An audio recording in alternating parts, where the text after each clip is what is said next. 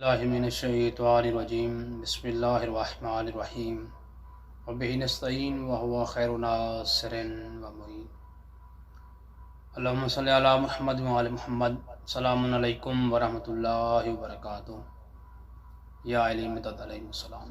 سامعین محترم، آج کا ہمارا موضوع بت پرستی کیسے شروع ہوئی۔ پوری کائنات عالم میں بت پرستی کس طرح شروع ہوئی۔ آج سے 1400 سال پہلے مبعث رسول اللہ صلی اللہ علیہ وآلہ وسلم سے پہلے، جب رسول خدا مبعوث بر نبی ہوئے، جب انہوں نے اعلان رسالت کیا اور حضرت آدم سے لے کر حضرت خاتم تک یہ بت پرستی چلتی آ رہی ہے، یہ کس طرح وجود میں آئی۔ سامعین محترم، جب اللہ سبحانہ و تعالی نے حضرت آدم علیہ السلام کو دنیا سے واپس بلا لیا، اللہ سبحانہ و تعالی نے حضرت آدم علیہ السلام کو خلق کیا۔ خلق کرنے کے بعد حضرت آدم علیہ السلام کو جب اللہ نے اپنے پاس واپس بلا لیا، جب حضرت آدم علیہ السلام اس فانی دنیا سے چلے گئے تو ان کی اولاد ان سے مانوس ہونے کی بنا پر بہت زیادہ روتی تھی۔ جو حضرت آدم علیہ السلام کی اولاد تھی، حضرت آدم کے ساتھ زیادہ مانوس تھی۔ حضرت آدم علیہ السلام کے چلے جانے کے بعد وہ اولاد حضرت آدم علیہ السلام کی مانوسیت کی وجہ سے بہت زیادہ روتی تھی، گریا کرتی تھی اور غم کے مارے بے حال ہو جاتی تھی۔ تو شیطان کو موقع ملا اولاد آدم علیہ السلام کے دلوں میں وسوسہ ڈالنے کا۔ اس موقع پر شیطان نے ان کے دلوں میں وسوسہ پیدا کیا، منحرف کر دیا، اپنے باپ کی شبیہ بنائے۔ ان کے دلوں میں یہ خیال ڈال دیا کہ آپ اپنے باپ کی تشبیہ بنائیں، شبیہ بنائیں، عکس بنائیں، تاکہ اس عکس سے آپ لوگوں کو دلی سکون مل سکے۔ تب جب شیطان نے ان کے دلوں میں یہ وسوسہ پیدا کیا کہ اپنے باپ کی شبیہ بنائیں تاکہ تمہارے دلوں کو تسلی کا باعث بنے، لہذا اولاد آدم نے آدم کا مجسمہ تیار کیا۔ تشبیہ بن گئی۔ جب تیار ہو گیا تو روزانہ اس مورتی کی زیارت کو آتے تھے۔ اولاد آدم علیہ السلام نے جب حضرت آدم علیہ السلام کی تشبیہ بنا لی، مجسمہ بنا لیا، تو روز حضرت آدم کے مجسمے کی تشبیہ کی اس مورتی کی زیارت کرنے آتے تھے، اس کو دیکھنے آتے تھے اور دل کی تسلی پانے لگے، یعنی خود کو حضرت آدم کی شبیہ کے ذریعے تسلی دینے لگے۔ کچھ عرصہ گزرنے کے بعد شیطان نے ان سے کہا کہ تمہارے باپ حضرت آدم علیہ السلام بزرگ و برتر تھے، محترم تھے اور تمہارے وجود میں آنے کا، دنیا میں تمہارے وجود کے آنے کا سبب تھے۔ وہ اس لائق تھے کہ ان کو سجدہ کیا جائے۔ یہ شیطان کا دوسرا وسوسہ تھا اولاد آدم کے دلوں میں۔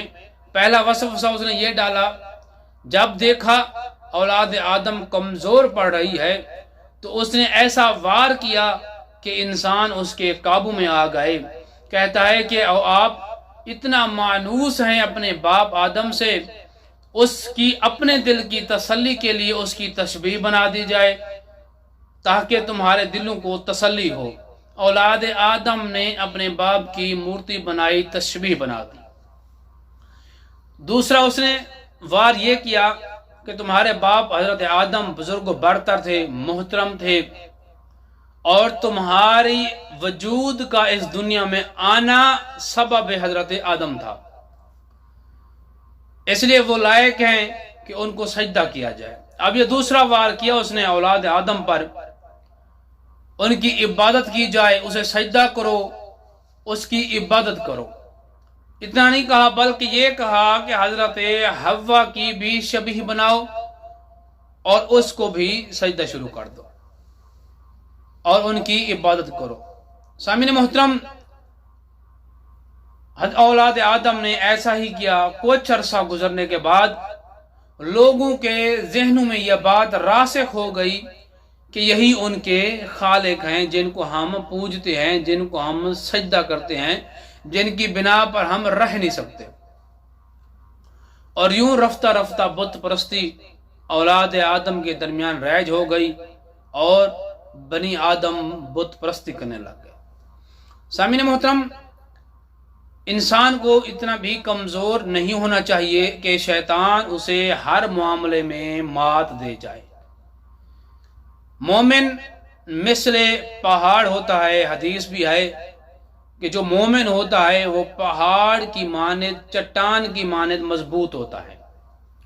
اولاد آدم علیہ السلام کی کمزوری یہی تھی کہ وہ اپنے باپ کو روتے تھے، مانوسیت ہو گئی تھی۔ تب شیطان کو موقع ملا اولاد آدم پر وار کرنے کا۔ پہلا وار اس نے شبیہ حضرت آدم علیہ السلام بنوا کر کیا، اور دوسرا وار حضرت آدم علیہ السلام کو سجدہ کروا کر کیا۔ تبھی سے یہ بت پرستی شروع ہوئی جو آج تک جاری اور ساری ہے۔ یہ تھا بت پرستی کا وجود میں آنا، بت پرستی کیسے وجود میں آئی۔ سامعین محترم، انسان اشرف المخلوقات ہے۔